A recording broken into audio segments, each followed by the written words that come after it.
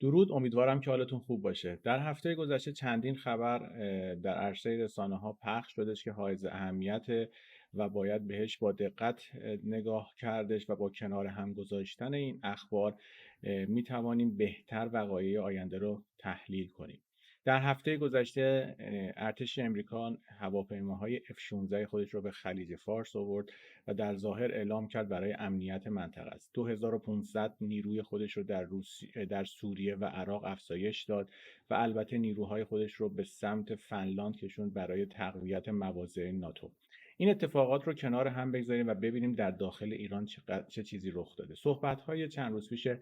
قالیباف در مورد یک قوه جداگانه در نظام ولایت فقیه نشان از رویارویی جنگ بین گلوبالیست‌ها و یهودیان افراطی میده. یهودیانی که طی 4 سال گذشته در موردش خیلی گفتیم. قالیباف عملا اعلام میکنه که ما زورمون به اون به حال قوه چهارم نمیرسه و همه قوای سگانه باید تحت امر اون باشن. به نظر میرسه که تغییر و تحولات در جمهوری اسلامی به شدت جدی هست. همونطور که سال قبل خدمتتون عرض کردم، این لابی که به هر صورت حمایت مجتبی خامنه‌ای و قالیباف را داره تلاش میکنه که اعلام مرگ خامنه‌ای در شرایط نرمال و آروم شکل بگیره و لابی مخالفش تلاش میکنه با سناریویی مثل مهسا امینی و شلوغکاری هایی که در فضای رسانه ایران انجام میده این اتفاق رخ نده یا حداقل در شرایطی رخ بده که تیم اونها بتواند عرصه قدرت رو از لابی مجتبی بگیره. برای همین میبینیم که مجدداً شایعه‌هایی در عرصه رسانه‌ای ایران پخش شده که باعث میشه آرامش جامعه به هم بخوره. گران شدن قیمت بنزین در فضای رسانه‌ای که بعدش تکذیب میشه و دوباره شروع شدن گشت ارشاد و پخش شدن فیلم‌هایی از گرفتن جوانان ایران به خاطر حجاب و سناریوهایی که سلبریتی‌ها ایجاد میکنن و باعث میشه که جو جامعه عصبانی بشه و با نزدیک شدن به تابستان و سالگرد کشته شدن مهسا امینی تلاش میشه که این فرایند تغییر جمهوری اسلامی به تعویق بیفته یا عملا در شرایط مساعد ایجاد نشه. به هر صورت تحولات نیروهای امریکایی در منطقه نشان از اینه که میخوان امنیت رو در منطقه ایجاد کنن و این خیلی نکته بسیار حائز اهمیتی است. شما ببینید در طی 6-7 ماه گذشته جمهوری اسلامی تلاش کرده با دشمن دیرینه خودش عربستان سازش کنه، با مصر سازش کنه و دیروز روزنامه‌های اسرائیلی در مورد توافق موقت ایران و امریکا صحبت کردن و سناریوی رابرت مالی یک سناریوی انحرافی هستش که اذهان رو دور کنه از توافق. جو بایدن تلاش میکنه تا انتخابات 2024 شرایط رو برای ایران ثابت نگه داره و از تنش جلوگیری کنه و احتمال میره تا انتخابات 2024 تغییر و تحولات بنیادی در داخل جمهوری اسلامی شکل بگیره و لابی مخالف که در رأسشون نتانیاهو هستش و میبینیم که این روزها در اسرائیل گلوبالیستا علیه او هم به حال شورش ایجاد میکنن و تظاهرات ایجاد میکنن، تلاش میکنه که این بازی عملا رخ نده و در شرایط بحرانی این اتفاق بیفته و بتوانن مهره های خودشون رو در عرصه‌های قدرت بگذارن و بعد این تغییر و تحول رخ بده. به هر صورت سناریوهایی که شما دارین میبینین مثل دوباره بحث داغ شدن حجاب سناریوهای انحرافی هستش و اصلا نباید بهشون توجه کنید. ببینید این مسائل فقط برای قشر متوسط جامعه است، قشر پولدار جامعه که عملا هیچ کسی زورشون به آنها نمیرسه. یعنی بالای شهر تهران، اصفهان، تبریز، شیراز شما وقتی میرین میبینین اصلا نه اسمی از گشت ارشاد است، همه بی‌حجاب هستن، زندگی خودشون رو میکنن و عملا الان پول دست آقازاده هاست. مردم عادی که ثروت آنچنانی ندارن و انقدر هزینه‌های زندگی سرسام آور شده که اصولاً به فکر حواشی زندگی نیستن و حجاب رو هم آنچنان براشون مهم نیست چون اولویت‌های زندگیشون فرق داره. قشر فقیر جامعه هم که به واسطه این بحران‌های تورمی عملاً له شده. یک قشر متوسط هستش که کماکان به واسطه حجاب و سناریوهای دروغین که در فضای مجازی ایجاد میکنن مشغولشون میکنن که به دو حالت برسن: یا اون کسایی که میتوانن مهاجرت کنن یا به قدری عصبانی بشن که نتوانن درست در شرایط گوناگون تصمیم بگیرن و سوار موجهایی بشن که به راه میندازن. به هر صورت موج مهسا امینی و این اراذل اوباشی که امروز دیگه دستشون برای همه رو شده مثل مسیح علی نژاد،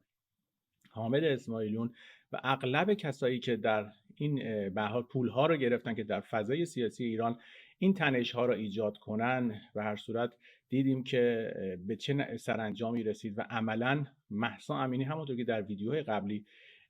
خدمتتون عرض کردم پایان اپوزیسیون خارجی و پایان سناریوی براندازی جمهوری اسلامی بود. به هر صورت بعد از مهسا امینی جامعه ایرانی به این واقعیت رسید که ما اپوزیسیونی در خارج نداریم و اپوزیسیون خارج به مراتب بدتر از ارزشی‌های داخل هستش و این خوراک رو گلوبالیست‌ها به جامعه ایرانی دادن که میبایست اگر هم قرار تغییر و تحولاتی انجام بشه مثل سال 76 با آوردن یک شخصی حالا در قبای خاتمی و آزادسازی حجاب و تغییرات در قانون اساسی این روند ادامه پیدا کنه. به هر حال لابیان افراطی در تلاش هستن که این بازی رو به هم بزنن و دوباره می‌بینیم موج جدیدی از بازی‌های حجاب در جامعه رخ داده، ولی در پس جامعه اتفاقهای عجیبی داره رخ میده که همش هماهنگه. به هر صورت حذف کارت سوخت و آوردن کارت سوخت روی کارت‌های بانکی،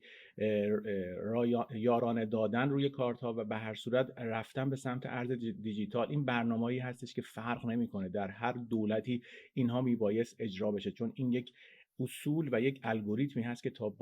سال 2030 باید اتمام پیدا کنه. فرق نمیکنه انقلابی باشی، اصولگرا باشی، هر جوری باشی، باید اینها رو در داخل کشور اجرا کنیم. به هر صورت رئیسی آورده شد که این الگوریتم سریعتر جلو بره. به هر صورت شما ببین اگر یک دولت اصلاح طلب یا میانه رو مثل روحانی، خاتمی یا از این افراد رأس کار بودن، ارزشی‌ها اجازه نمیدادن این اتفاق رخ بده. الان هم می‌بینیم که کماکان جلوی قوه قضاییه که نظام یک دست ایجاد کرده تحسن میکنن. به هر صورت برای نابودی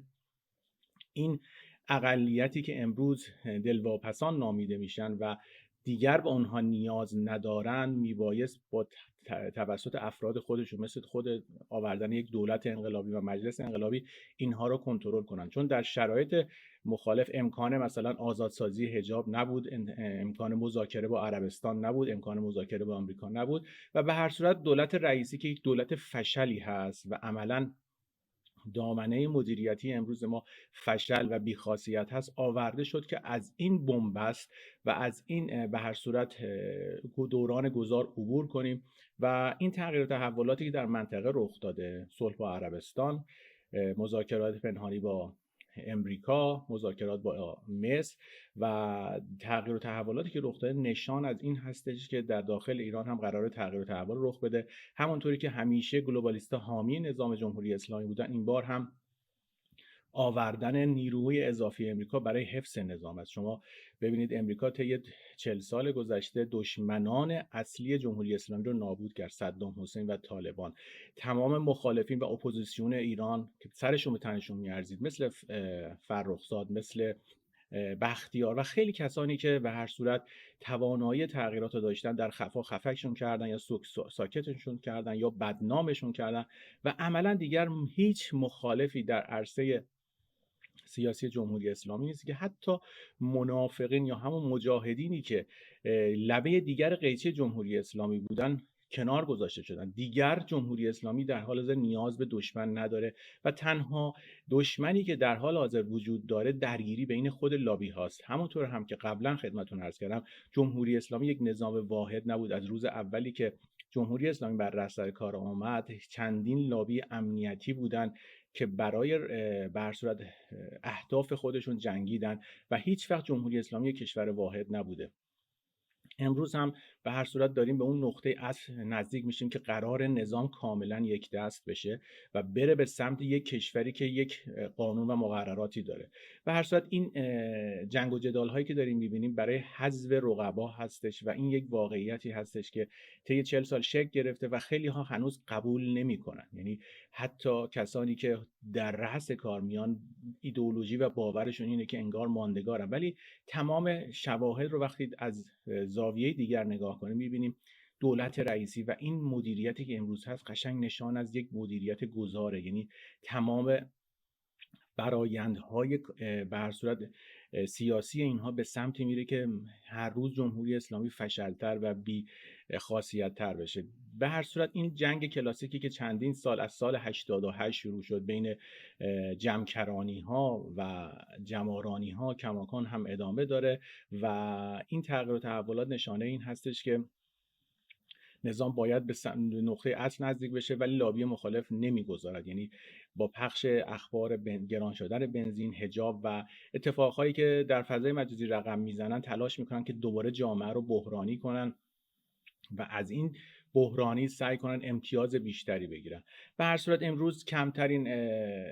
اخباری که باید بهشون توجه کنیم اخبار حجاب و گشت ارشاد هستش. اینا موضوعات انحرافی است. همونطوری که سال قبل در مورد مهسا امینی گفتم، یک بازی سیاسی بود و درگیری بین لابی ها بود، بدبستانی بین لابی ها بود که دیدیم سرانجامی هم نداشت و فقط تورم و بازی هایی که